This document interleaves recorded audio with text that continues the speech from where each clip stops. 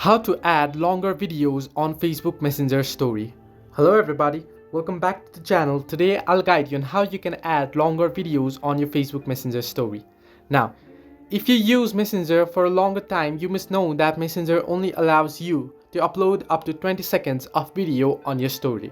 To add a video longer than that, what you can do is head into your app store and download an app, search for Save Story, and then you'll get an option called Story Saver here app. Now download this. Now you can see I've already downloaded it. What you want to do is go ahead and open the app and then log into your account. Now I've already logged in my account here. What you want to do is here you can see upload long stories option.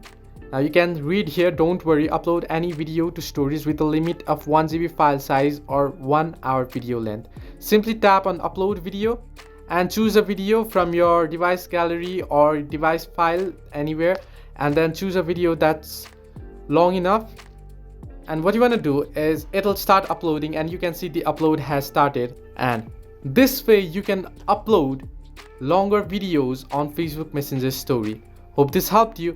Do like and subscribe, and do not forget to leave a comment down below if you have any further issues.